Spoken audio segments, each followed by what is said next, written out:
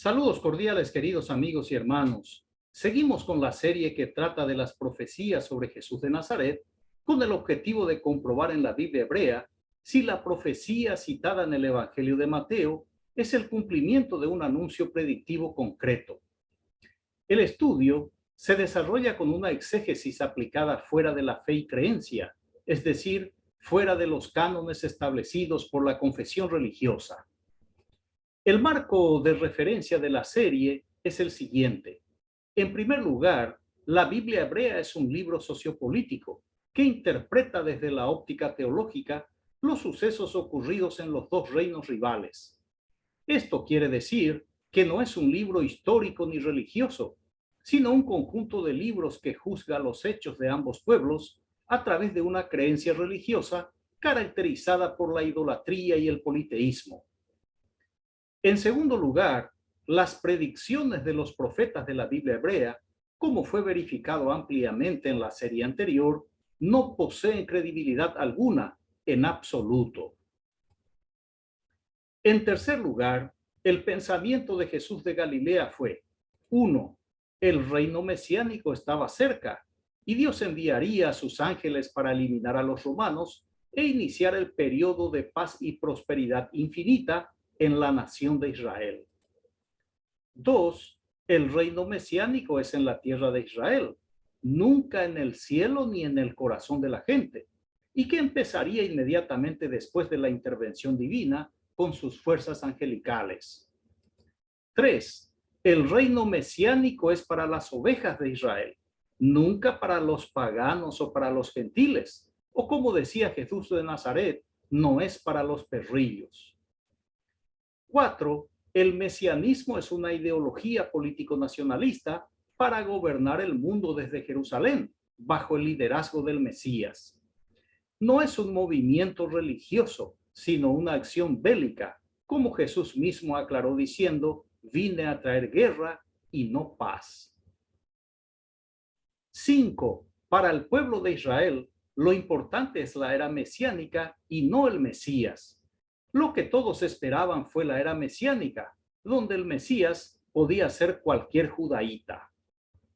6. La muerte de Jesús fue una prueba clara para los judíos que no era el Mesías, porque no trajo la era mesiánica, y con su muerte fracasó su proyecto libertario. 7. Jesús creía ciegamente en el éxito de su proyecto mesiánico. En Mateo capítulo 24, versículos 34 y 35, Jesús dijo: de cierto os digo que no pasará esta generación hasta que todo esto acontezca. El cielo y la tierra pasarán, pero mis palabras no pasarán. Esta afirmación político-religiosa, que no se cumplió, por lo menos sirvió para demostrar que Jesús de Galilea fue otro falso Mesías y otro falso profeta.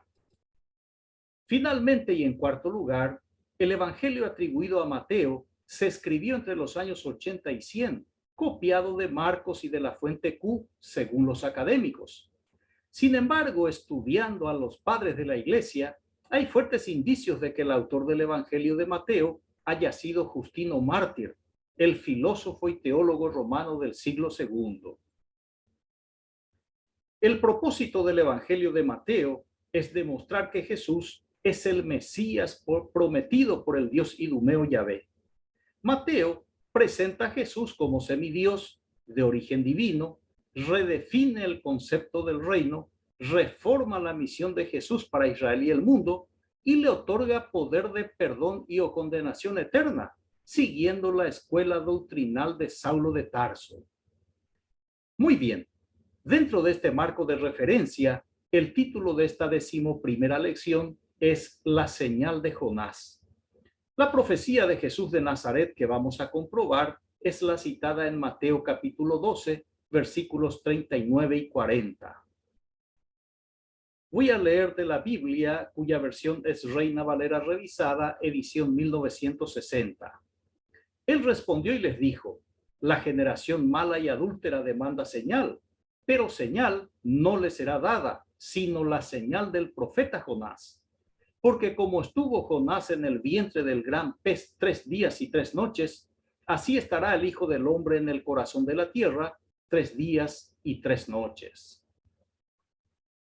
El libro atribuido al profeta Jonás es una obra legendaria escrita después del cautiverio babilónico, lo más probable en el inicio del siglo IV antes de Cristo, aunque ambientada durante el reinado de Jeroboam II, monarca del Reino del Norte en el siglo VIII antes de Cristo, época en que vivía un profeta de nombre Jonás.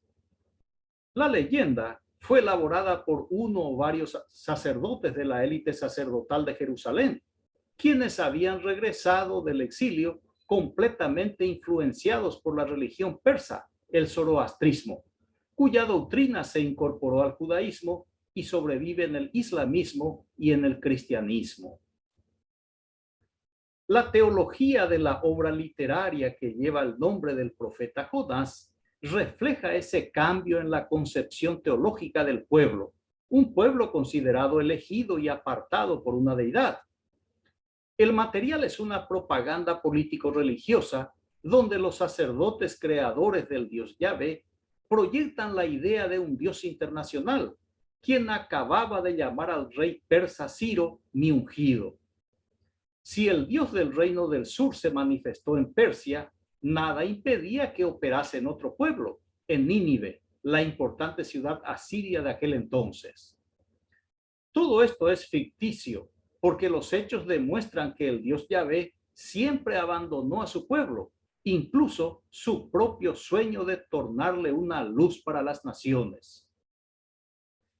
De hecho, es un gran contrasentido, o mejor, es un sinsentido, porque se presenta a un Dios distinto, a un Dios compasivo, después de haber ejecutado juicio sobre su pueblo, tanto en el reino del norte como del sur. Aquel antiguo deseo manifestado por Yahvé a Moisés en el Sinaí de acabar con ese pueblo para levantar otro, lo materializó con la llegada de los romanos. Su pueblo desapareció de la tierra prometida durante 2 milenios. Aunque el libro de Jonás fue clasificado como profético, su contenido es distinto, porque es un relato didáctico elaborado con la teología de los profetas Jeremías y Ezequiel. Como es habitual en la literatura religiosa judía, especialmente del periodo veterotestamentario, para que una obra tenga autoridad y credibilidad, se adjudica al autor que goce de la confianza de la élite sacerdotal, o en su defecto, se crean personajes míticos, como lo fueron Moisés y Daniel. En el caso del libro de Jonás, el autor, que pertenece al reino del sur, encontró su nombre en el segundo libro de los reyes del reino del norte, y su obra fue atribuida al desconocido profeta. Este libro de Jonás, un libro de ficción, entró en el canon hebreo como un libro profético. Otra particularidad de la literatura religiosa judía es la adopción de mitos o creencias de otras culturas, que son adaptadas e incorporadas en los escritos sagrados como si fueran revelaciones del dios cananeo Yahvé.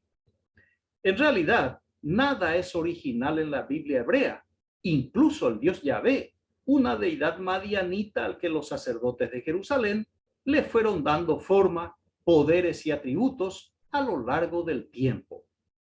Yahvé es un Dios creado a imagen y semejanza de sus creadores, el reino de sacerdotes de Jerusalén.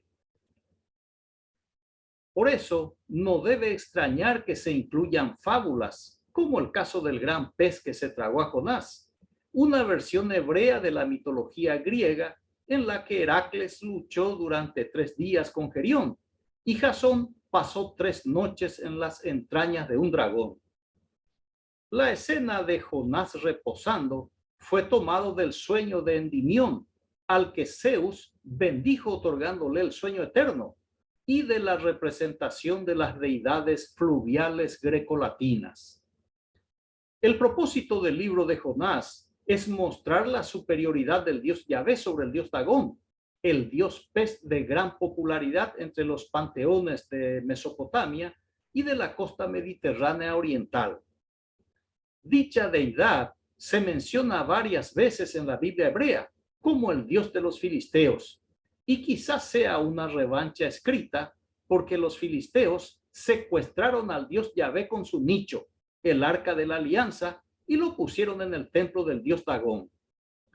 En el libro de Primera de Samuel, capítulo 5, se narra la relación entre ambos dioses. Muy bien, con esta presentación introductoria, veamos la predicción del profeta Jesús de Galilea. Mateo capítulo 12, versículo 39 dice: Él respondió y les dijo: la generación mala y adúltera demanda señal, pero señal no le será dada, sino la señal del profeta Jonás. Pedir o brindar una señal era algo normal entre la gente supersticiosa del pueblo hebreo, habituados al empleo del poder mágico para curar o para maldecir.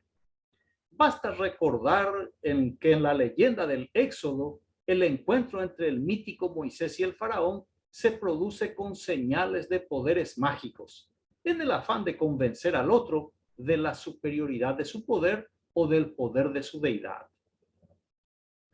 Esta creencia sobre las señales aparece en los escritos de todos los profetas. Incluso Jesús de Galilea se refería a las señales de los tiempos y de manera mucho más intensa a las señales del inicio de la era mesiánica, con predicciones apocalípticas catastróficas que nunca ocurrieron.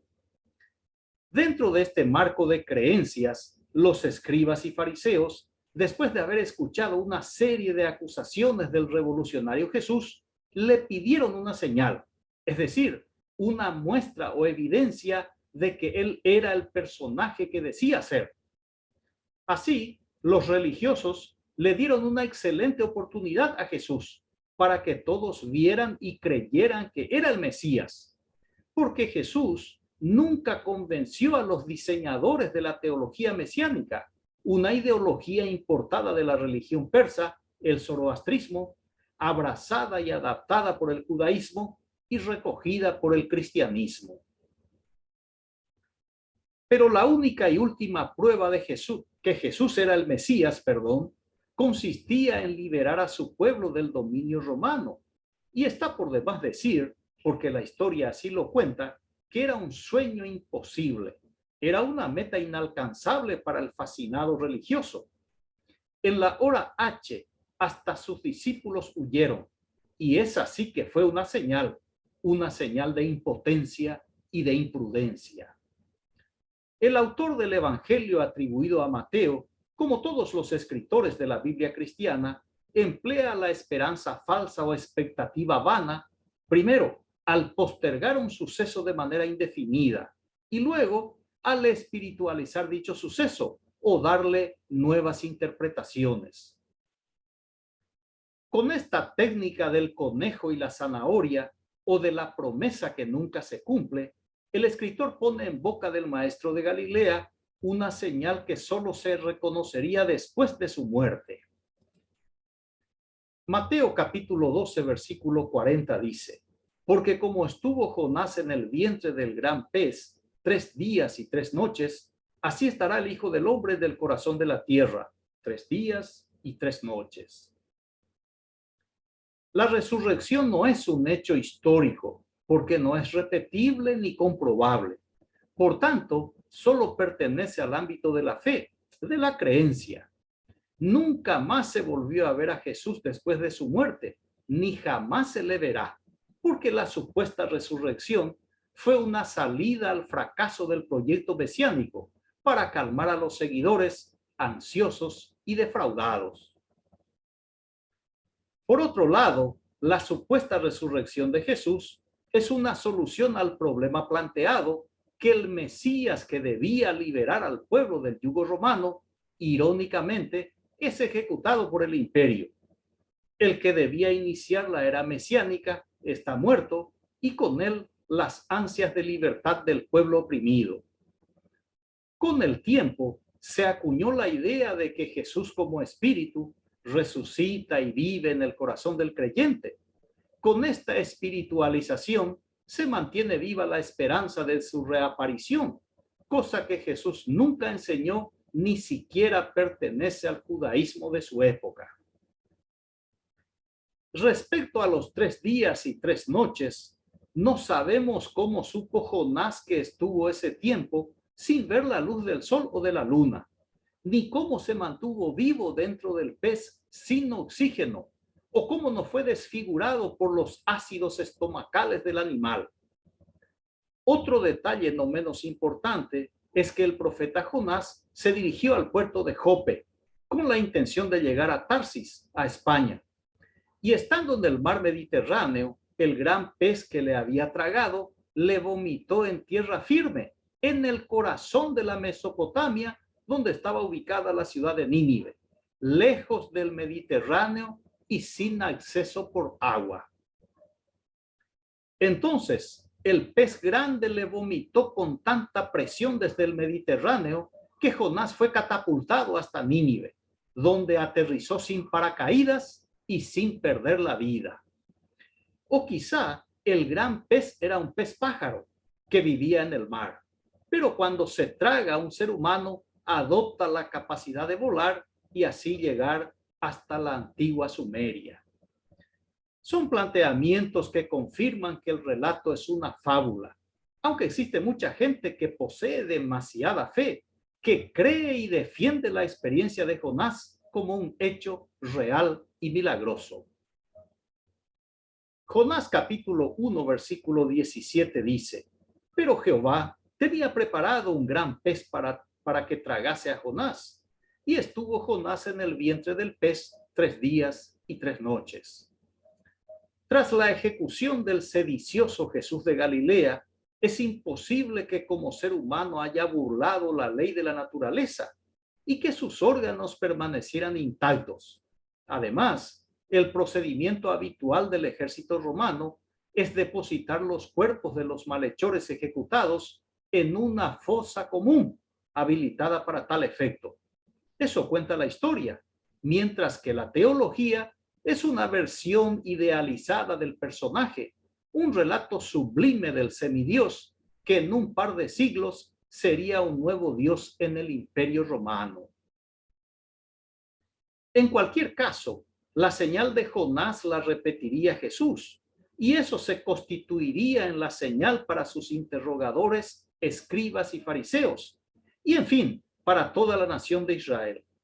Sin embargo, Jesús contradice su propia predicción, porque fue crucificado y enterrado el viernes antes de caer la noche y resucitó el domingo a la mañana muy temprano, lo que significa que solo había transcurrido 2 noches, de viernes a sábado y de sábado a domingo, y un solo día completo, el sábado. A esta evidente contradicción, los apologetas defensores de Dios y de su palabra ofrecen las más variadas explicaciones en el afán de armonizar los relatos discordantes. A pesar del esfuerzo, el caso no cierra ni convence, señal que la predicción de Jesús es falsa. Veamos ahora un par de resurrecciones adicionales.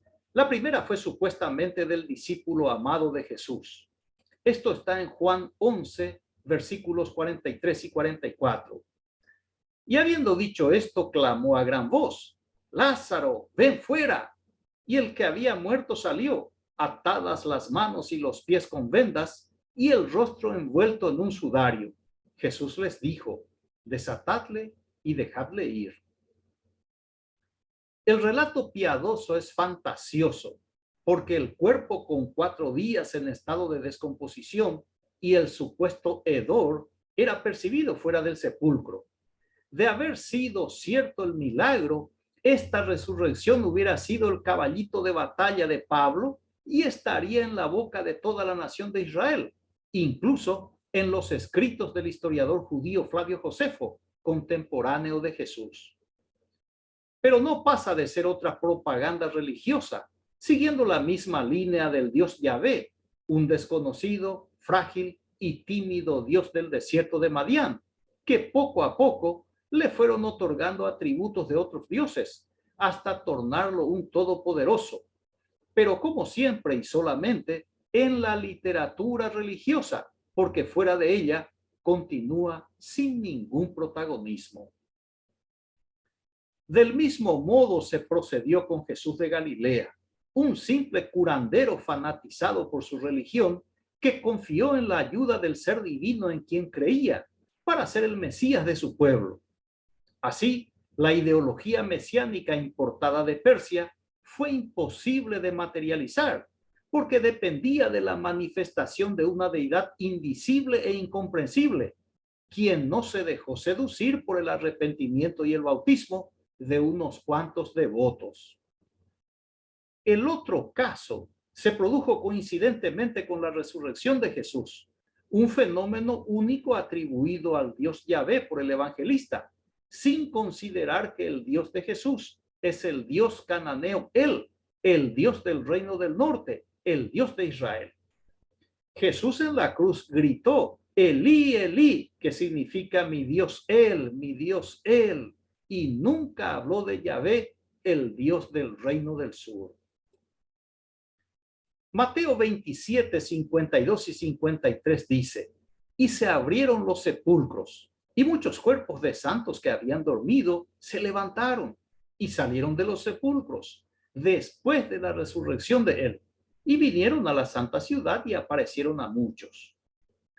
Esta es otra narrativa piadosa, otra propaganda religiosa que carece completamente de respaldo histórico. Nadie registra este supuesto suceso, ningún historiador de la época, sea judío, sea romano o de cualquier otra nación. Además, Jesús tampoco anunció ni enseñó sobre este suceso como una señal especial para sus adversarios políticos religiosos y para sus pocos seguidores. Finalmente, el orgulloso Jesús de Galilea se pone por encima del profeta Jonás y afirma que los hombres de Nínive serán los jueces de Israel en el día del juicio. Mateo 12:41 dice, los hombres de Nínive se levantarán en el juicio con esta generación y la condenarán, porque ellos se arrepintieron a la predicación de Jonás, y he aquí más que Jonás en este lugar. El empleo de la exageración es bastante común en el discurso de Jesús. Lo llamativo es que Jesús haya creído en el arrepentimiento de los ninivitas, un hecho que nunca ocurrió. La ciudad de Nínive tenía figuras de leones en la entrada, símbolo de la forma en que se describiría a sí misma en aquellos años, por su fiereza y crueldad hacia sus enemigos. Nínive en la actualidad es Mosul en Irak. Esta ciudad fue edificada en su momento por el personaje bíblico Nimrod, quien dedicó a Semíramis, la legendaria reina de Asiria y fundadora de Babilonia. La diosa Semíramis se convirtió en la diosa Ishtar o Asera, que fue consorte del dios de Israel, el dios El, también consorte de su hijo, el dios Baal, y consorte del dios de Judá, Yahvé. El libro de Esther lleva su nombre, Ishtar, una novela en la que sus protagonistas son la diosa Ishtar y el dios Marduk, de quien toman nombre Esther y Mardoqueo. Jesús desconocía lo que la fábula del libro de Jonás encerraba, y con todo y a pesar de todo, el apóstol Pablo había afirmado en Colosenses 2, 2 y 3, a fin de conocer el misterio de Dios el Padre y de Cristo, en quien están escondidos todos los tesoros de la sabiduría y del conocimiento. ¿Qué le parece? Muy bien, en el afán de imponer su ideología, Jesús de Nazaret es el Mesías de Israel. Mateo sigue acumulando herejías en su evangelio, sin lugar a duda, porque Jesús no estuvo los 3 días y 3 noches en la tumba, como tampoco se levantó de la fosa común, donde eran depositados los cadáveres de los sediciosos ejecutados por los romanos. Mateo, siguiendo la doctrina de Pablo, emplea historias imaginarias para mostrar a un Jesús semidivino, atribuyéndole poderes que nunca tuvo. Así como los judíos atribuyen poderes al Dios Yahvé, que nunca tuvo, porque nunca lo demostró, igual que Jesús. En base a esta nueva prueba, sumada a las anteriores, queda comprobado que la Biblia cristiana carece de veracidad, de credibilidad y de autoridad. Por tanto, no tiene veracidad ni credibilidad el dogma de la encarnación divina, del Dios Yahvé humanizado en Jesús. El dogma de la inerrancia de la Biblia, de que no tiene error ni contradicción alguna. El dogma de la inspiración de la Biblia, de que el Dios Yahvé dictó a sus santos escribas. El dogma de la segunda persona de la Trinidad, de que Jesús de Nazaret es otro Dios. El dogma de la Santísima Trinidad, de que el Dios Yahvé, el Dios Jesús y el Dios Espíritu Santo constituyen una sola entidad y que actúan en plena y absoluta armonía. Muy bien, concluyo la exposición con la observación del poeta y escritor francés Isidore Lucien Ducasse, más conocido como Conde de Lautréamont. La contradicción es la señal de la falsedad. La no contradicción es el signo de la certeza. Reitero, la contradicción es la señal de la falsedad. La no contradicción es el signo de la certeza. Agradezco su amable atención. Reciba un fraterno abrazo y hasta el próximo estudio. Gracias.